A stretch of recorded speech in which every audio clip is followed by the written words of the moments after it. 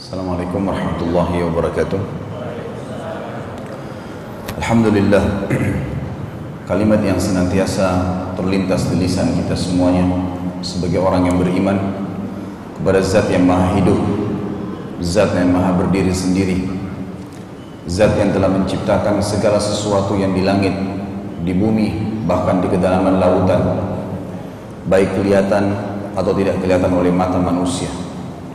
Zat yang telah menggantungkan segala nikmat yang telah berikan kepada kita dengan kalimat Alhamdulillah sehingga bisa bertahan atau bahkan bertambah.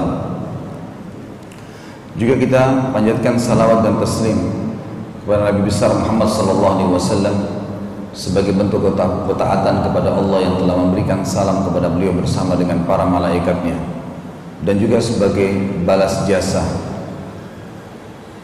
atas perjuangan yang luar biasa. 23 tahun dari umur beliau, 13 tahun fase Mekah, kita tahu semuanya diisi dengan cacian, hinaan, dan puncaknya diusir dari kampung halamannya. Dan kita tahu bagaimana pedihnya bila seseorang diusir dari kampung halaman. Dan 10 tahun fase Madinah, di mana semuanya diisi dengan dakwah dan jihad mempertahankan agama Allah sampai Allah sempurnakan, dan akhirnya kita bisa merasakan nikmat agama itu sampai sekarang. Maka sangat wajar seorang muslim senantiasa mengucapkan dua kalimat tadi, Alhamdulillah wassalatu wassalamu ala Rasulillah. Kesempatan ini seperti sudah saya sepakati dengan teman-teman panitia yang mengundang, karena diminta masalah rumah tangga, maka ada sebuah buku yang insya Allah sebentar lagi akan dirilis. Mudah-mudahan saya bisa dibantu dengan doa untuk selesai. Judulnya Manajemen Rumah Tangga Islami. Berbicara masalah rumah tangga, saya akan menitik beratkan beberapa poin. Yang pertama, masalah definisi pernikahan. Yang kedua, tujuan pernikahan. Yang ketiga, konsep ta'aruf dalam Islam. Yang keempat, tata cara pernikahan Islami. Jadi ini sebenarnya seperti jenjangnya ya. Faham dulu apa itu pernikahan, lalu pada saat mau melangkah menikah tahu tujuannya apa. Setelah matang maka mulai melangkah ke konsep ta'aruf, bagaimana caranya mengenal calon pasangan. Kemudian masuk ke jenjang pernikahan, tata cara pernikahan Islami. Kemudian setelah menjadi suami istri, masuk ke poin setelahnya, kewajiban serta hak masing-masing dari suami istri. Kemudian setelah itu ada hubungan yang perlu dibahas dalam rumah tangga selain hak dan kewajiban. Secara khusus adalah masalah seksual dalam Islam, bagaimana Islam menggambarkan dan mengajarkan itu. Dan terakhir ditutup dengan bagaimana membentuk rumah yang Islami, bentuk-bentuk rumah dan seterusnya yang berhubungan dengan masalah itu.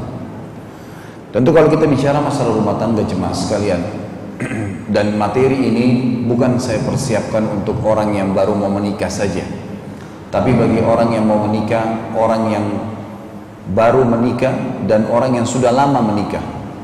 Karena memang bahasan rumah tangga ini adalah bahasan, kata para ulama, membahas asas daripada masyarakat. Masyarakat itu akan baik kalau setiap rumah tangga di masyarakat baik, dan masyarakat akan rusak pada saat setiap rumah tangga yang ada di masyarakat rusak. Beranjak dari situ. Para pemimpin, tokoh, jihad, mujahid, para pendakwah, para saudagar dan pedagang yang jujur, berkompeten di bidangnya, itulah dari rumah tangga yang sehat. Karena memang dibentuk di situ karakternya, pribadinya, jenjang pendidikannya. Kemudian baru dia keluar ke masyarakat. Makanya membahas masalah manajemen rumah tangga Islami ini bukan hanya untuk orang yang baru mau menikah, tetapi untuk semuanya. Bagi tentu bapak ibu yang sudah sepuh, sudah berumah tangga, bahkan mungkin ada yang punya cucu, tetap masih membutuhkan dalam satu sisi mungkin kembali kita mereview apa yang kurang dari apa yang telah Allah perintahkan dalam masalah rumah tangga, sebagai suami atau sebagai istri. Juga bagaimana kita tidak mengulangi kesalahan yang pernah kita lakukan pada saat melanggar membangun rumah tangga awal. Nanti akan saya berikan contoh-contohnya. Jangan diwariskan kepada anak cucu yang akhirnya mereka juga terjadi hal yang sama. Misal ada orang hamil di luar nikah, waktu dia belum faham agama, sekarang ikut pengajian faham agama, ternyata itu haram. Dan itu berefek kepada pertengkaran-pertengkaran yang terjadi karena rumah tangga dimulai dengan kemaksiatan. Maka itu akan dijadikan sebagai pelajaran agar jangan terulang pada anak-anak. Karena banyak ibu-ibu muslimah, semoga Allah berikan hidayah, dia pikir karena dia dulu nikah sama suaminya hamil di luar nikah, anaknya juga nggak apa-apa begitu. Diberikan kebebasan, akhirnya terjadi juga hal yang sama. Pelanggaran kemaksiatan sebelum membangun rumah tangga yang dasarnya ibadah dalam agama kita. Ini akan kita panjang lebar bahas dengan izin Allah, mudah-mudahan Allah berkahi waktunya. Dan kita mulai dengan definisi pernikahan. Dalam agama kita definisi pernikahan itu menjadi tolok ukur tentang pembedaan atau perbedaan antara pernikahan yang boleh dan hubungan yang tidak boleh. Karena pernikahan sebenarnya hubungan. Para ulama menyimpulkan, dan saya ambil kesimpulan saja, penyatuan antara dua lawan jenis. Dari kalimat penyatuan antara dua lawan jenis berarti sesama jenis haram menikah. Nggak ada homoseksual, nggak ada lesbian dalam Islam. Kita tahu di negara-negara non muslim ini dikumandangkan dan dibolehkan, bahkan keluar peraturannya. Semoga saja Indonesia tidak akan keluar gitu. Karena ini luar biasa, kita tahu kaum Lut Allah hancurkan justru karena homoseksualnya. Dan kata Nabi SAW, praktek homo dan lesbian adalah zina di antara mereka. Sama saja, dosa besar. Kemudian lanjutannya setelah penyatuan dua lawan jenis, ada tambahan definisi anak Adam. Jadi tidak boleh manusia menikah dengan selain manusia. Mungkin Bapak Ibu tanya, memang ada orang nikah selain dengan manusia? Ada. Ada orang nikah sama jin. Kalau kita lihat penyihir, penyamun, jangan heran kalau mereka tuh yang laki-lakinya atau yang perempuannya sampai tua nggak ada pasangan hidupnya. Ada di antara mereka yang punya syarat menikah dengan syaitan, itu nggak boleh, haram. Ada yang melampiaskan biologisnya sama hewan. Jadi jelas di sini harus dengan anak Adam, lawan jenis dan anak Adam. Kemudian dikatakan lanjutannya adalah dalam satu ikatan ritual agama. Artinya harus satu agama, gitu kan. Ada pengecualian, laki-laki muslim dalam surah Al-Maidah ayat 5 boleh menikah dengan wanita ahli kitab, pengecualian. Tapi ini adalah hukum syar'i secara global, universal. Secara khusus tidak boleh. Secara khusus diprioritaskan orang-orang yang seagama, semuslim, sama agamanya. Sebagaimana Allah Subhanahu wa taala mengingatkan, tentunya ada salah satu ayat berbunyi wala amatun mu'minatun khairun min musyrikatin walau a'jabatkum. Wahai sekalian laki-laki, kata Allah Subhanahu wa taala, seorang budak wanita berkulit hitam mukminah jauh lebih baik dibandingkan seorang wanita musyrikah, walaupun dia membuat kalian terkagum-kagum, mungkin karena kecantikan, kepintaran, mungkin karena kekayaan. Wala abdun mu'minun, Allah balik, dan seorang budak laki-laki hitam mukmin khairun min musyrikin walau a'jabakum, lebih baik daripada laki-laki musyrik, laki-laki kafir yang walaupun laki-laki itu membuat kalian terkagum-kagum, kekayaannya, kelebihan fisiknya, kepintarannya, sama saja. Kata Allah SWT, ulaika yad'una ilan nar wallahu yad'u ilal jannati wal maghfirati bi'idnih. Karena mereka itu akan memanggil kalian, mengajak kalian masuk ke dalam neraka, sementara Allah mau kalian masuk ke dalam surga serta menuju kepada pengampunannya. Saya ulangi, penyatuan antara dua lawan jenis, anak Adam, laki-laki dan perempuan, dalam satu ikatan ritual agama, berarti mereka satu agama, gitu ya, sama-sama muslim, dan juga ini adalah ibadah. Semua Bapak Ibu yang hadir di masjid ini, tanpa mengurangi penghormatan saya, kalau dulu awal Anda niatnya menikah hanya karena suka, hanya karena disuruh oleh orang tua, hanya karena semua teman yang seangkatan menikah, tinggal kita sendiri yang belum, maka sekarang ubah niatnya. Memang saya menikah karena perintah Allah, karena beda dengan niat ibadah per detik hidup kita selama berumah tangga dicatat pahala. Sama dengan puasa Ramadan yang sekarang kita lakukan. Siapa yang niat puasa Ramadannya hanya karena keluarganya semua puasa, teman-temannya puasa, lingkungannya puasa, meramaikan seremoni, maka itu semua tidak ada pahalanya. Tapi kalau dia niat puasa memang karena perintah Allah ibadah, maka dari sahur tadi sampai buka puasa pahala semua tuh. Dicatat pahala oleh Allah SWT. Jadi beda, niatnya ibadah beda. Diniatkan ibadah. Dan orang kalau niat ibadah, dia akan mudah untuk menerima konsekuensinya. Kita bangun sholat malam, tahu ini ibadah, ada pahalanya. Ngantuk, dilawan sedikit. Harus uduk dulu, tidak boleh langsung berdiri di sejadah. Ya diikutin peraturannya. Karena kita tahu ibadah. Ibadah akan membuat seseorang tahu dia mendapatkan sesuatu dari apa yang dia kerjakan. Dan juga, gitu kan, dia akan bisa melalui kehidupan itu dengan, atau cobaan ataupun apa yang sedang dia lalui dengan sabar, dia bisa menerima dengan konsekuensinya. Kemudian saya katakan dalam satu ikatan ritual agama yang menghalalkan hubungan biologis di antara keduanya. Jadi memang target utama pernikahan pelampiasan biologis. Memang itu. Bahkan kata Nabi SAW dalam hadis yang sahih riwayat Imam Ahmad, "Man tazawwaja faqad dhamina nisfa dinahu falyattaqillaha fi nisfil baqi."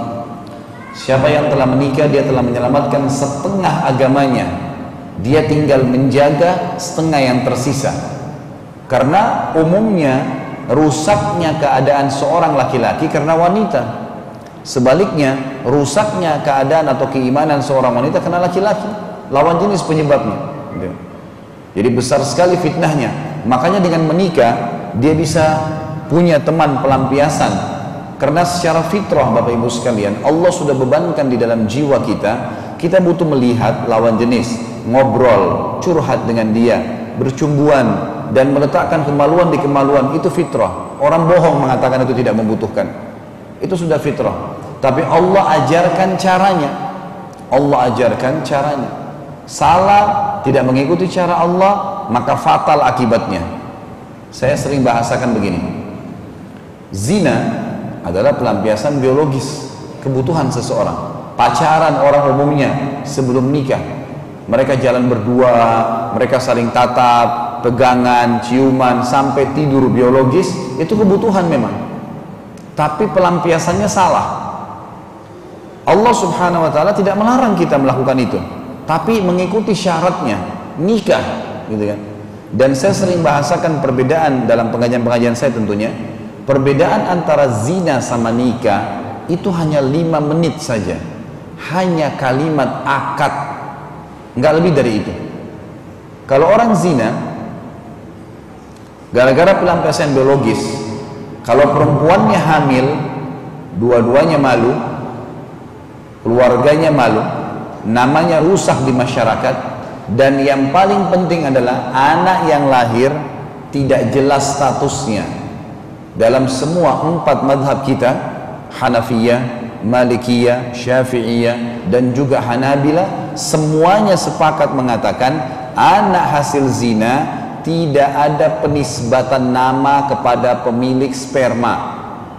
Dan yang kedua, tidak ada hak waris di antara mereka. Itu hukum agama kita memang begitu. Walaupun dia pemilik sperma, tapi karena zina, maka tidak diakui dalam agama. Anak tersebut tidak boleh nisbat kepada dia, tidak ada waris. Dan kalau anaknya perempuan, kalau nikah tidak boleh jadi walinya dia. Anda boleh kembali kepada 4 madhab yang sudah diakui di ahli sunnah, itu semuanya sepakat masalah itu. Bedakan dengan orang kalau menikah, wali perempuan datang menikahkan si anak laki-laki yang mau melamar anaknya, saya nikahkan kamu dengan anak saya si fulana binti fulana dengan mas kawin ini. Si laki-laki mengatakan, saya terima nikahnya. Kalimat ini saja Bapak Ibu sekalian, walaupun gugup sah.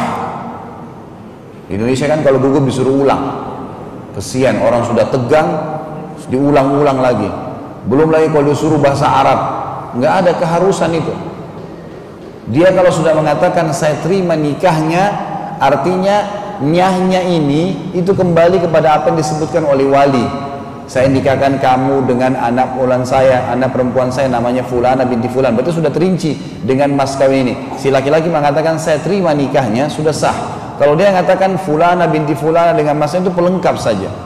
Dan kalimat ini kurang dari 5 menit jemaah sekalian. Setelah akad nikah, seluruh keluarganya tahu oh ini sudah sah jadi istri, suami istri. Dan semua orang tahu setelah akad nikah mereka akan hubungan biologis. Baik, kalau si perempuan hamil, apa yang terjadi? Dua-duanya senang, keluarganya senang, namanya harum di masyarakat, dan anak yang lahir jelas statusnya. Nisbat kepada ayahnya, ada warisan di antara mereka. Kalau perempuan boleh ayahnya menjadi wali, semuanya jelas. Hanya karena mengikuti jalur ilahi atau mengikuti hawa nafsu syaitan. Hanya itu saja. Makanya saya katakan di sini, di definisinya, menghalalkan hubungan biologis antara keduanya memang jadi halal. Bolehkah seseorang pacaran Ustaz? Boleh, tapi setelah akad nikah. Pacaran kita setelah akad nikah. Nabi SAW, nanti akan kita bahas dalam masalah hak dan kewajiban, diantaranya masalah biologis, menjanjikan kepada kita pahala yang sangat besar dengan hubungan biologis dengan pasangan. Beliau mengatakan dalam hadis Bukhari, fi bid'i ahadikum sadaqah. Di kemaluan kalian itu ada pahala yang besar sekali. Para sahabat langsung faham dan mengatakan, ya Rasulullah, ayati ahaduna ahlahu walahu fihi ajr. Apakah salah seorang di antara kami menggauli istrinya, berhubungan biologis, merasakan mendapatkan kenikmatan, dia dapat pahala yang besar? Kata Nabi SAW, ara'aitum law wada'tumuhu fil haram alakumul wizr. Tidakkah kalau kalian letakkan kemaluan kalian pada yang haram, zina, kalian dapat dosa besar? Kata para sahabat, bala ya Rasulullah. Iya ya Rasulullah, kami dapat dosa besar kalau zina. Kata Nabi, wa kadzalika fi halal. Begitu pula kalau kalian letakkan pada yang halal. Sampai Abdullah bin Umar radhiyallahu anhu, ya, ini Bapak Ibu sekalian mempraktikkan sebuah perilaku mungkin orang kalau tidak memahami, melihat dengan kacamata iman, maka dia akan mungkin berpikir negatif. Tapi begitulah para sahabat mempraktikkan ilmu agama ini. Abdullah bin Umar menganggap hubungan biologis dengan istri adalah pahala yang sangat besar, sebagaimana sabda Nabi SAW tadi. Dan beliau kalau berpuasa, setelah makan kurma dengan minum air putih, beliau sholat maghrib, pulang langsung berhubungan biologis dengan istrinya. Karena dia anggap itu pahala yang sangat besar dalam agama. Ya, kayaknya bapak-bapak sebentar tinggal praktek nih ya. Tapi itulah perilaku Abdullah bin Umar. Memang seperti itu, karena mereka melihat itu perilaku yang besar. Dan kadang-kadang kata ulama, syaitan akan membuat kejenuhan datang kepada pasangan yang halal dan membuat syahwat muncul kepada pasangan yang tidak halal. Kita tahu kalau orang di luar yang haram, subhanallah, mungkin biar pasangannya tidak sikat gigi dia mau cium, gitu kan. Tapi kalau pasangannya yang halal malah dia menjauh, syaitan membuat dia jauh. Makanya disunnahkan oleh Nabi SAW, dijanjikan pahala yang sangat besar. Dan kalau biologis seseorang sudah terlampiaskan secara halal, ada motivasi pahala di situ, maka dia melakukan semaksimal mungkin, tentu akan tertutup pintu-pintu zina dan pelanggaran di luar sana. Selanjutnya lanjutan definisi masih ya. Saya ulangi kembali, penyatuan antara dua lawan jenis anak Adam dalam satu ikatan ritual agama yang menghalalkan hubungan biologis di antara keduanya, juga tambahannya akan menyatukan antara keluarga kedua pasangan, suku, bahkan negara. Maksudnya begini, Bapak Ibu sekalian, banyak orang berumah tangga kalau iparnya datang cemberut, kalau mertuanya datang nggak bisa terima, kalau suaminya atau istrinya mau jenguk keluarganya yang sakit nggak diizinkan. Kenapa? Karena dia tidak paham potongan definisi ini. Kita kalau menikah dengan seseorang, Bapak Ibu sekalian, tanda kutip kita juga menikah sama keluarganya. Maksudnya tanda kutip ya. Di sini artinya kita sudah menjadi bagian daripada keluarga itu. Harus tahu, suami saya ini punya adik, punya kakak, punya orang tua, punya tante, punya paman, ada kerabatnya, dan tidak bisa dihapus itu. Abadi itu keluarga mereka. Begitu pula istri, punya adik, punya kakak, punya orang tua, punya tante, itu keluarganya, nggak mungkin diputus. Putus silaturahim dosa besar. Maka kita dengan memahami ternyata saya menikah, saya bertambah keluarga, maka kita akan paham ini penyatuan antara dua keluarga pasangan. Bahkan dengan pernikahan bisa memperbaiki hubungan dua suku, bahkan negara mungkin yang ribut. Berapa banyak kita kenang dalam sejarah-sejarah dulu, pada saat dua kerajaan lagi bertempur atau berperang, kemudian akhirnya anak mereka menikah jadi baikan. Pernikahan bisa berefek sangat besar ya, pada kehidupan sosial dan kebahagiaan atau kemakmuran kehidupan manusia. Itu definisinya. Kita pindah poin kedua, ada tujuan. Bapak Ibu sekalian, hidup Anda ini harus punya tujuan dalam segala hal. Termasuk hadir di masjid sini. Kalau tadi hanya kena diajak sama teman, ubah niatnya. Kalau hanya sekedar mau tahu masjid At-Taqwa itu di mana, ubah niatnya. Memang mau hadir di majlis ilmu, itu ada pahalanya. Mau menghadiri, dan beda orang niat mau menuntut ilmu dengan orang cuma meramaikan, cuma kena ajakan teman. Dia akan siapkan pikirannya, hatinya, bahkan terlampiaskan sampai ke pulpen, ke pena, ke tulisannya untuk mencatat. Karena dia tahu dia mau nuntut ilmu, dia mau dapat sesuatu dari sini. Dan memang jenjang dalam agama kita, ilmu itu dasarnya. Setelah ilmu ada, akan muncul tangga yang pertama setelah ilmu adalah iman. Iman tidak mungkin muncul tanpa ilmu, mustahil. Kalau Bapak Ibu nggak pernah hadir majelis ilmu terus tiba-tiba mau merasa imannya kuat, itu nggak mungkin. Ilmu yang menjadi asas itu.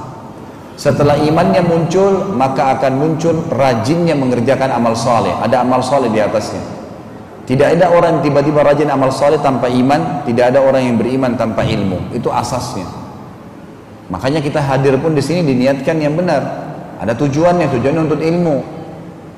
Bapak Ibu lagi keluar, jangan keluar rumah tanpa tujuan. Percuma, habisin bensin, habisin waktu. Tujuannya kemana nih? Ibu-ibu kalau lagi belanja, tujuannya mau belanja ke pasar apa nih? Catat 1, 2, 3, 4, 5, ada tujuan.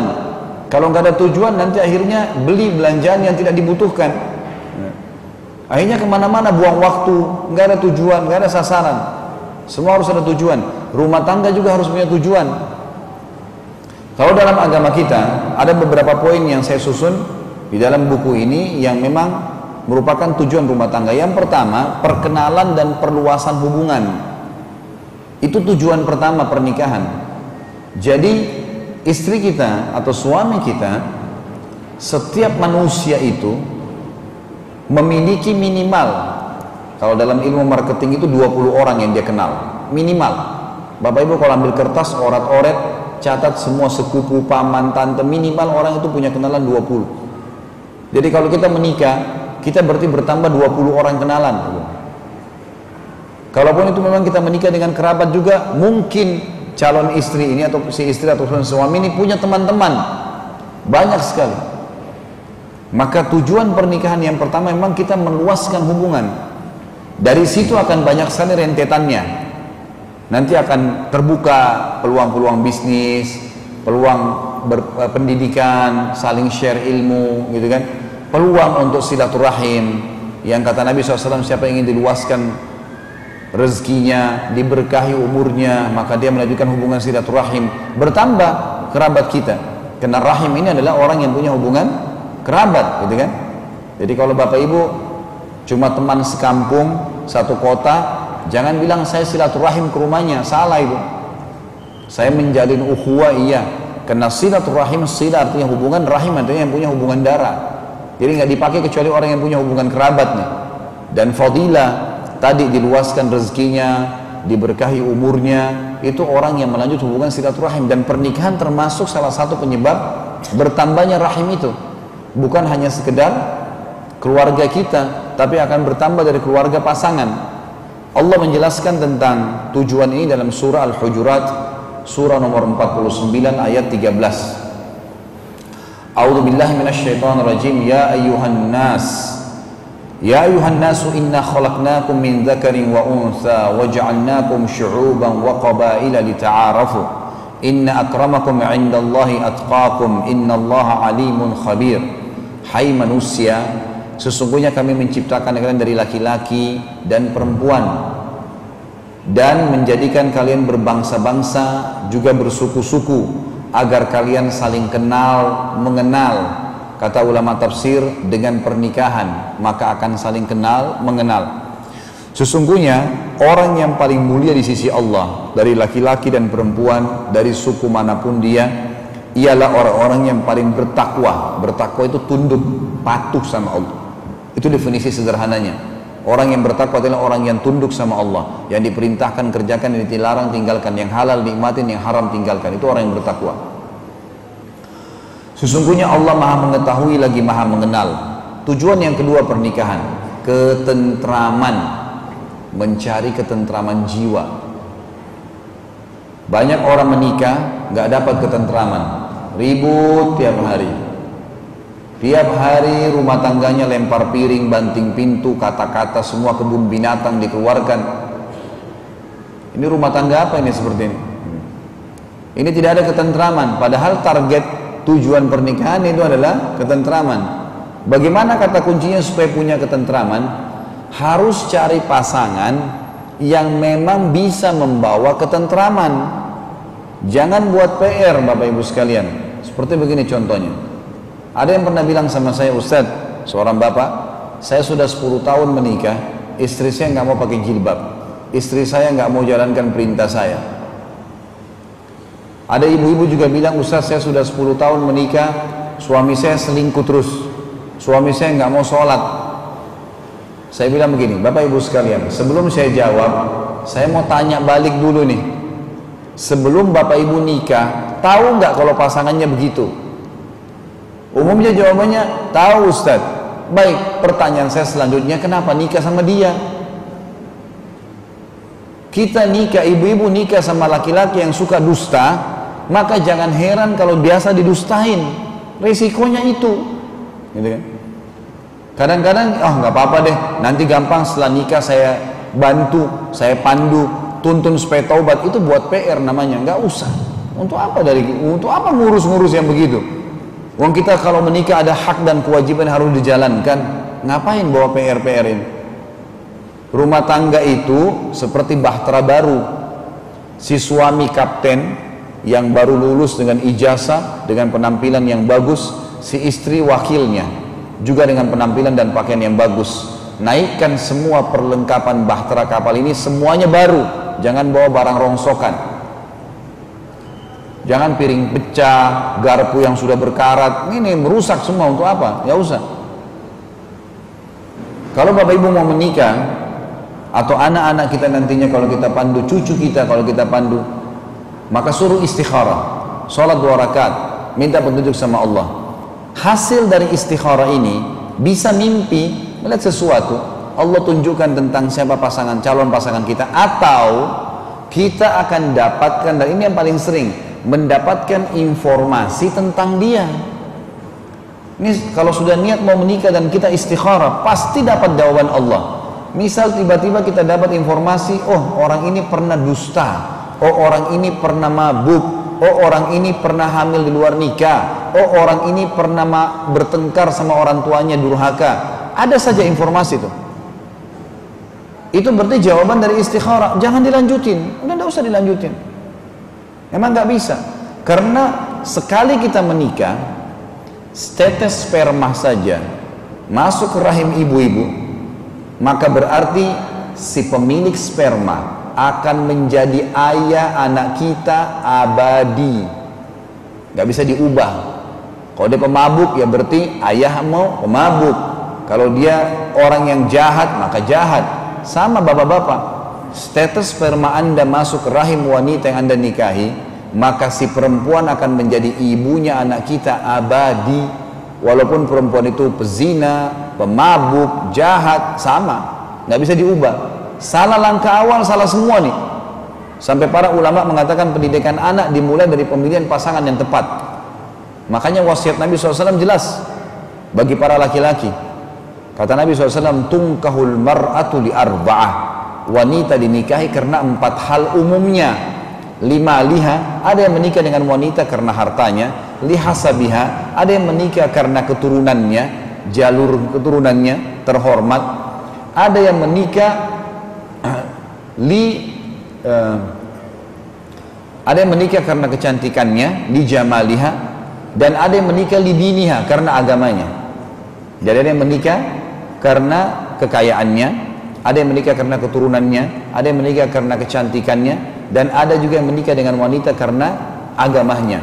Fadhfar, kata Nabi, bidzatid din, dahulukan yang beragama, taribat yadak, maka hidupmu akan bahagia. Ini kata Nabi SAW. Dalam hadis yang lain, wasiat untuk para laki-laki, beliau mengatakan, la'amatun saudaun kharma, seorang budak wanita kulit hitam dan kharma.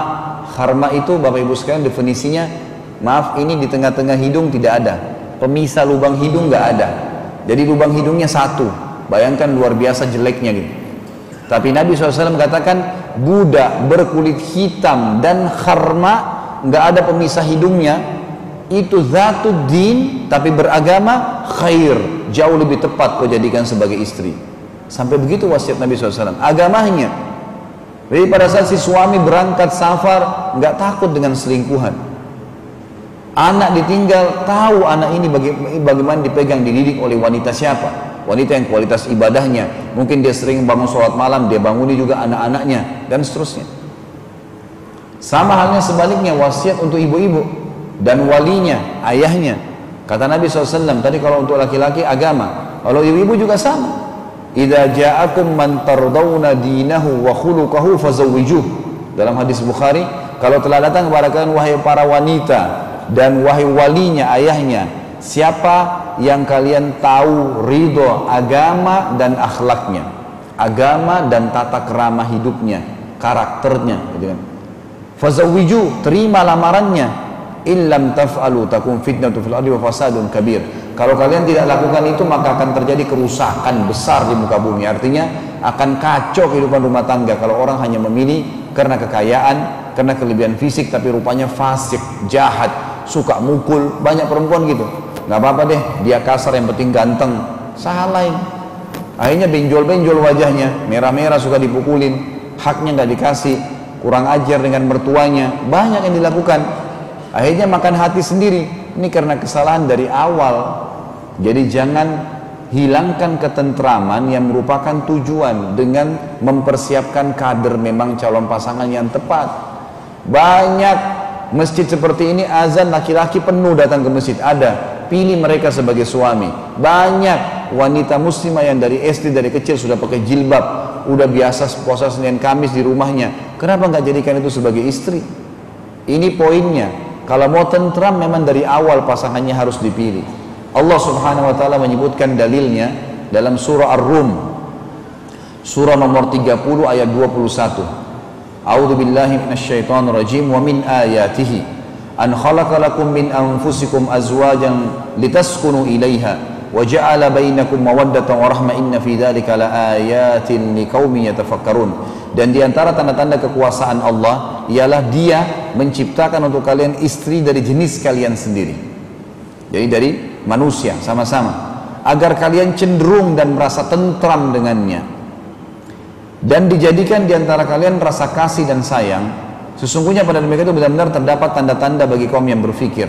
Jadi kalau ada yang bertanya, Bapak Ibu sekalian, kok saya menikah saya nggak dapat ketentraman? Kata Allah, menikah tadi bisa memberikan ketentraman karena Anda tidak penuhi syaratnya.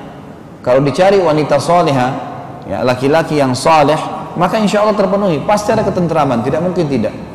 Akan dibangunkan sholat malam oleh suaminya, bahkan istrinya kalau suami itu dibangunkan sholat malam. Kata Nabi SAW, semoga Allah merahmati suami yang bangun malam hari untuk bangun sholat malam, lalu dia membangunkan istrinya, dan kalau istrinya nolak, dia mengambil sedikit air di jarinya yang dia percikkan ke wajahnya agar bangun sholat sama-sama. Semoga Allah merahmati seorang wanita yang terbangun di malam hari, lalu dia membangunkan suaminya, dan kalau suami nolak, dia mengambil sedikit air di jarinya lalu dipercikkan ke wajahnya.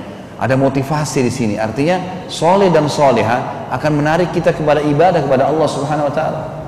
Ada pernah ibu-ibu ngeluh sama saya, dia muslimah, baik, masya Allah, hadir di pengajian, suaminya mustahil hadir di pengajian, nggak pernah mau hadir di pengajian, dan dia tidak pernah mau ke tempat-tempat maksiat, tapi sudah jadi suaminya. Tiap malam diajak ke karaoke, tiap malam diajak ke diskotik, dia nolak, dipukul, nolak, diancam cerai. Bagaimana saya harus lakukan, Ustaz? Ini kesian kadang-kadang Ustaz, Bapak Ibu sekalian ya. Ustaz ini sering diposisikan pesawat itu sudah patah sayapnya dua-dua, Ustaz selamatin. Enggak dari awal masalahnya.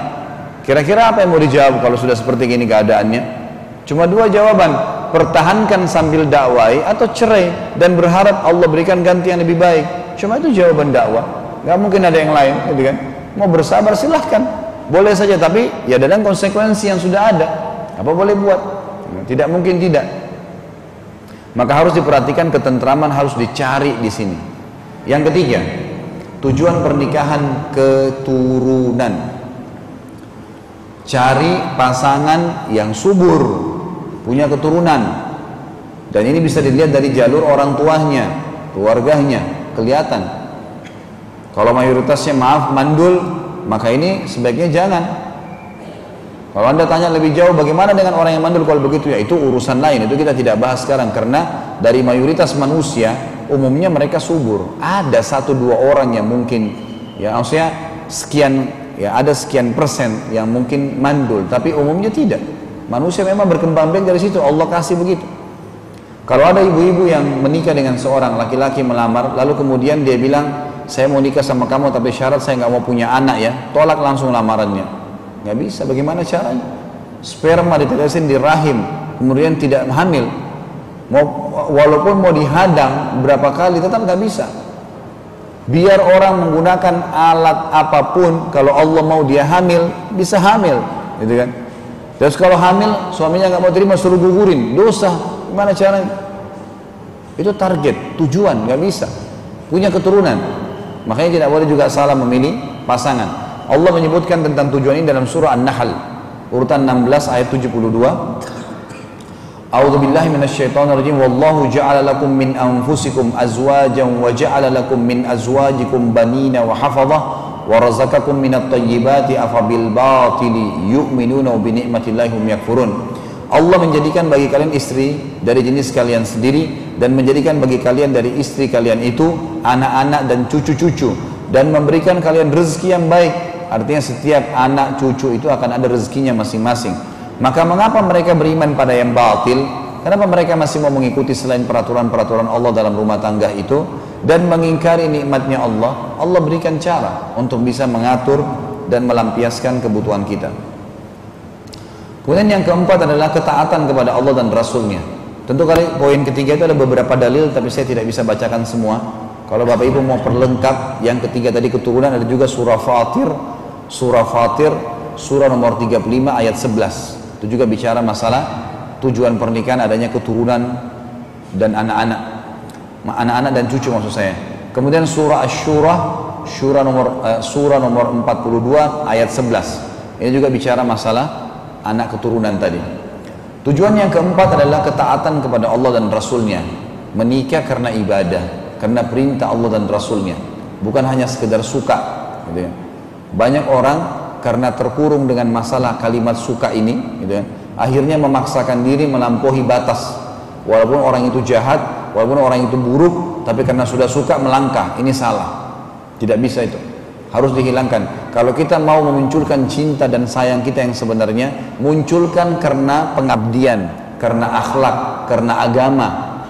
Dengan interaksi bisa muncul kok rasa suka itu, bisa muncul. Jadi yang muncul malah sebelum menikah itu hanya sekedar muncul begitu saja, itu bisa hilang dengan perilaku-perilaku yang tidak baik. Tapi kalau kita cari orang yang soleh dan soleha, kemudian setelah menikah ada pengabdian, ada interaksi, ada pengorbanan, maka akan muncul cinta yang sebenarnya, itu cinta yang hakiki, itu yang murni sebenarnya. Kata Nabi SAW, nikah adalah bagian dari sunnahku. Barang siapa yang menolak sunnahku, bukan dari golonganku, suruh menikah. Juga kata Nabi SAW di dalam hadis yang lain, wahai sekalian anak muda, barang siapa dari kalian yang sudah mampu di sini bukan mampu finansial, mampu menjadi istri atau mampu menjadi suami, sudah mampu memimpin, sudah mampu untuk mendampingi, maka sebaiknya ia menikah, karena nikah akan lebih menjaga kesucian pandangan matanya dan kehormatan kemaluannya. Yang tidak mampu, belum punya kemampuan, khawatir nggak bisa mimpin kalau laki-laki, khawatir belum bisa mendampingi kalau perempuan, belum siap hamil punya anak, maka dia semestinya berpuasa, karena puasa itu akan menjadi tameng dari syahwat dia. Inilah tujuan pernikahan Bapak Ibu sekalian. Dan kalau Bapak Ibu kembali ke web, ada di web saya di www.khalidbasalama.com, ada 250 ceramah di situ, alhamdulillah. Sampai hari ini sudah 250 ceramah. Ada sirah nabawiyah, ada bahasan tentang kitab Minhajul Muslim, bisa Bapak Ibu beli bukunya, bisa diikutin. Ada kajian kitab Bulughul Maram, dan ada juga tabligh akbar. Di antaranya ada manajemen rumah tangga Islam, ini lebih panjang lebar saya jelaskan. Ini mungkin ada beberapa yang saya pangkas karena saya habis asar langsung sudah ada pengajian lagi, jadi saya harus juga membagi waktu untuk itu. Kita pindah ke poin ketiga, konsep ta'aruf Islami. Setelah tahu definisi pernikahan itu apa, kemudian kita juga tahu tujuannya, sekarang kita mau melangkah, saya mau mulai cari pasangan nih. Bagaimana konsep ta'arufnya itu, bagaimana supaya saya tahu pasangan saya. Umumnya kita di Indonesia dibahasakan ya, yang sering dinukil di masyarakat kita, tanpa pacaran tidak akan bisa kenal siapa calon pasangan. Ini salah, ini fatal sekali salahnya, gitu kan? Karena orang kalau pacaran banyak merekayasa keadaan. Berapa banyak orang menikah, pacaran 10 tahun, menikah 2 bulan cerai, banyak terjadi. Baik Ustaz, kalau begitu bagaimana caranya saya bisa mengenal pasangan saya ini tanpa pacaran? Ada konsep agama, lakukan dan kenali 3 poin. Tidak usah pacaran, 3 ini saja. Ini sudah rahasia umum dalam agama kita. Yang pertama, kenali fisiknya. Maksudnya adalah sabda Nabi SAW, lihatlah sesuatu yang menarik dari calon pasangan kalian. Kita disunnahkan melihat, dan simbolnya adalah wajah dan telapak tangan. Jadi makanya wanita boleh dilihat wajahnya dan telapak tangan. Ulama fikih, ini pendapat ulama yang mengatakan wajah itu adalah simbol dari kepala sampai ke perut, dan telapak tangan adalah simbol kemaluan sampai ke kaki. Itu sudah cukup memberikan gambaran. Dan ini semua sudah umum ya. Semua orang melakukan, yang beriman pada Allah melakukan masalah ini. Tidak butuh harus buka di lehernya ada tai lalat nggak, lihat betisnya, lihat pahanya, ini semua nggak ada dalam Islam. Yang ada cuma seperti itu. Kata Nabi SAW, lihatlah dari calon pasanganmu. Ibu-ibu juga bisa melihat laki-lakinya. Sesuatu yang menarik untuk kau melangkah menikah. Patokannya adalah wajah dan kedua telapak tangan. Yang kedua adalah kenali keluarganya. Secara global, di dalam buku-buku fikih kita dijelaskan bahwasanya keluarga ayah itu akan menurunkan fisik kepada anak keturunan kita. Keluarga ayah si istri, keluarga ayah si suami. Bagaimana umumnya poster tubuh mereka, maka itulah poster tubuh anak-anak kita nanti. Dalam hadis Bukhari disebutkan bahwasanya ada seorang laki-laki, dia kulit putih, istrinya kulitnya putih. Begitu menikah, hamil, melahirkan yang keluar hitam kayak Afrika. Apa yang terjadi? Si suami bilang sama istrinya, kau selingkuh. Gak mungkin, saya putih, ini putih kok keluar hitam. Si istri bilang, demi Allah saya gak pernah disentuh sama orang lain kecuali kamu. Ini kalangan sahabat ya. Maka si suami pergi ke Nabi SAW, ya Rasulullah, kejadiannya begini. Kata Nabi SAW, apa kau punya unta? Ditanya si laki-laki. Kata laki-laki itu, iya ada. Warna apa untahmu itu? Kau punya jantan sama betina? Iya ada. Warna apa induknya itu, jantan betina? Dia bilang warnanya coklat, umumnya warna coklat kalau unta. Coklat kemerah-merahan. Lalu kata Nabi SAW, apakah unta betina dan jantan mempunyai anak-anak? Kata dia, iya. Apakah semua sama warnanya dengan orang tuanya? Kata dia, tidak. Bahkan ada yang warna hitam, ada yang warna coklat tua, ada yang coklat muda kulitnya, bulunya. Kata Nabi SAW, kenapa itu terjadi? Kata si badui ini, orang laki-laki ini, sahabat ini, mungkin tertarik jadi jalur nasabnya dari kakek-kakeknya dulu. Kata Nabi SAW, begitu pula dengan anakmu ini. Dalam riwayat lain dikatakan, apa kau punya kakek yang berkulit hitam? Maka dia bilang, iya. Kata Nabi SAW, ini keturunannya itu. Orang yang hitam tadi. Jadi dari jalur ayah itu bisa turun fisik. Jadi jalur ibu, ibunya suami atau ibunya istri, itu terwariskan karakter, sifat secara umum. Jadi kalau dasarnya keluarga ibu istri kita ini atau ibu suami kita ini pemabuk lah, foya-foya lah, hidupnya tidak benar, itu karakter umum keluarga itu, bisa terwariskan itu.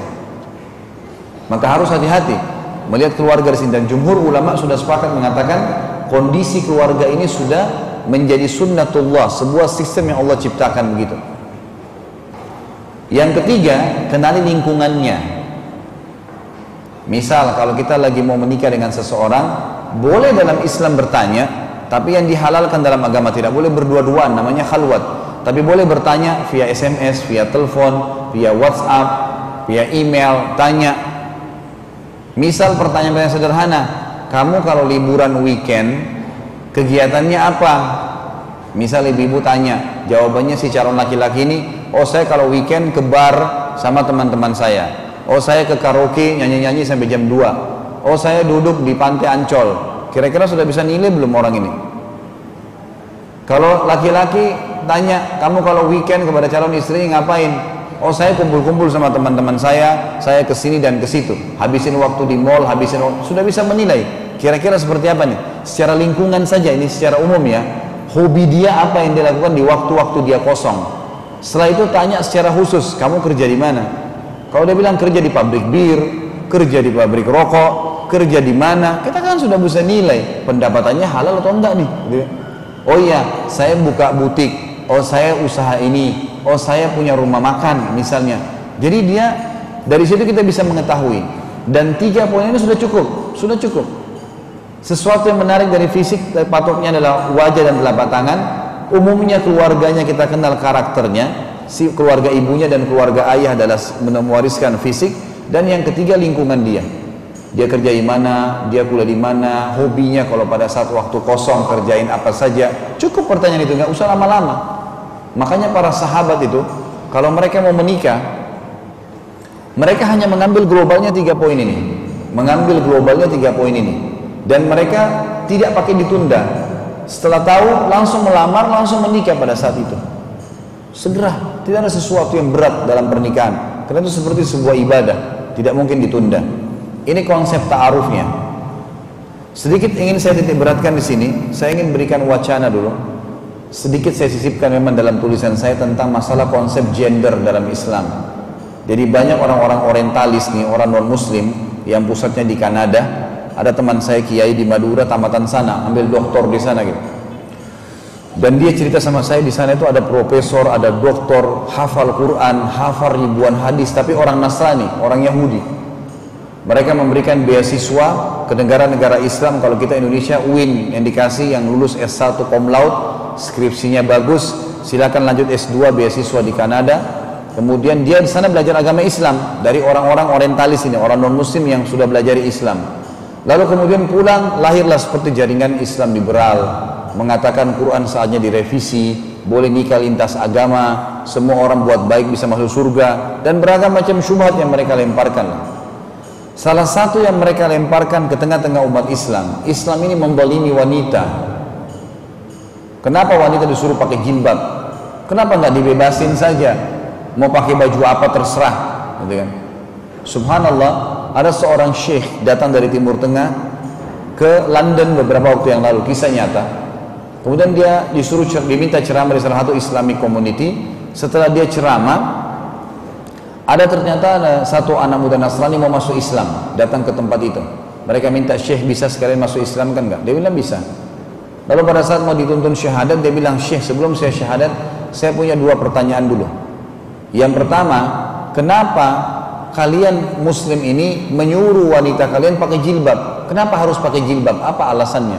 Padahal kan rambut itu bagus, indah, kenapa nggak diperlihatkan? Kenapa nggak seperti wanita umumnya di Eropa ini? Kata syekhnya, mohon maaf, yang pertama bukan masalah jilbab. Yang pertama, kenapa kalian melarang wanita kalian berjabat tangan sama semua laki-laki? Kenapa hanya untuk orang tertentu saja? Nggak boleh sama semua laki-laki gitu.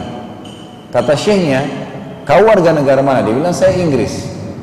Kamu kenal Ratu Elizabeth tentunya? Dia bilang, iya. Kau bisa salaman nggak sama Ratu Elizabeth? Kata anak muda itu, tidak bisa. Kata syekhnya, kenapa nggak bisa? Karena dia ratu. Kalau ratu cuma sebagian orang yang bisa salaman sama dia, orang-orang yang punya kedudukan saja. Kata syekhnya, semua muslimah seperti Elizabeth, punya kedudukan mulia, nggak boleh sembarangan orang salaman dengan dia. Yang kedua masalah jilbab, dia bilang baiklah. Yang kedua masalah jilbab, kenapa perlu pakai jilbab? Kenapa nggak diperlihatkan rambutnya, itu kan keindahan dan seterusnya. Syekhnya ngeluarin 2 buah permen dari kantongnya, satu dibuka bungkusnya, satu dibiarin terbungkus, digeletakin di lantai. Kata syekhnya, kalau saya suruh pilih kamu permen ini, yang mana kau akan pilih? Kata si anak muda, yang terbungkus. Kata syekhnya, kenapa kau nggak ambil yang sudah terbuka? Dia bilang, itu kan kotor. Kata syekhnya, itulah perumpamaan perempuan kami dengan perempuan kalian. Mereka dibungkus itu karena suci, yang boleh buka hanya suaminya, nggak boleh sembarangan orang, gitu kan? Jadi Islam datang dengan konsep yang jelas sebenarnya, gitu kan? Cuman dilemparlah syubhat-syubhat yang meragukan, yang mengatakan Islam menzalimi wanita. Sama kasus juga, kenapa ada cerai di tangan laki-laki? Kenapa bukan di tangan perempuan? Kenapa nggak dibagi rata? Loh, Islam menjawab. Allah subhanahu wa ta'ala menciptakan cuma 2 jenis kelamin, laki-laki dan perempuan. Nggak ada yang ketiga kan? Cuma 2, laki-laki dan perempuan. Salah satunya Allah angkat jadi pemimpin, itulah laki-laki. Itu hak kausitasnya Allah sebagai pencipta. Dan Allah jadikan cerai di tangan laki-laki, supaya laki-laki ini betul-betul mengemban amanah cerai itu, ya dia bisa pegang. Maka Allah berikan karakter dia bisa menyimpan itu, tidak mudah mengucapkan cerai. Kalau ibu-ibu yang dikasih kata-kata cerai, 1 hari bisa 10 kali ceraikan suaminya. Terlambat beli adonan, beli pesanan, sudah saya ceraikan kamu. Kalau bapak-bapak suaminya, istrinya lupa masak, mau diceraikan gara-gara lupa masak? Kan nggak mungkin. Allah SWT berikan karakter itu. Laki-laki selalu menggunakan akal pikiran, sementara perempuan itu menggunakan perasaan. Contoh yang lain, kalau bapak-bapak lagi masuk mau beli baju di satu toko, kemudian kita lihat nih, bagus, besok saya mau beli deh. Pas kita ke sana tidak ada bajunya. Kira-kira bagaimana karakter laki-laki? Secara umum dalam ilmu tarbiyah pendidikan, laki-laki itu bilang, oh ya sudahlah, saya ganti tipe yang lain karena nggak ada. Sudah selesai. Kalau ibu-ibu nggak, lihat baju nih, ternyata ini pakai akal dan pakai perasaan. Sudah cocok, besok saya mau datang beli. Begitu datang besok nggak ada bajunya. Apa yang ibu-ibu lakukan? Kapan datangnya lagi? Saya mau beli, pesan, harus warna yang sama. Begitu. Perasaan lain. Jadi memang Allah SWT berikan kata cerai di tangan dia, karena dia bisa menggunakan akalnya. Tidak semuanya bisa dikatakan kata-kata cerai. Mungkin ada 1-2 laki-laki yang tidak beriman sama Allah, lain. Tapi umumnya laki-laki itu pasti bisa lebih menenangkan suasana dulu, bisa memberikan jalan keluar dulu, solusi dulu, seperti itulah. Ya. Kemudian ada sebuah hadis yang mulia Bapak Ibu sekalian, yang luar biasa nih. Ya, sebenarnya ini cukup panjang lebar contoh-contohnya. Kalau diikuti manajemen rumah tangga Islam itu ada 4 jam, 4-5 jam tablik akbar di Malang kemarin. Dan kalau Bapak Ibu sudah ikutin Wesal TV, saya penasehat di sana dan memang ada dijual sama teman-teman Wesal TV DVD manajemen rumah tangga Islami.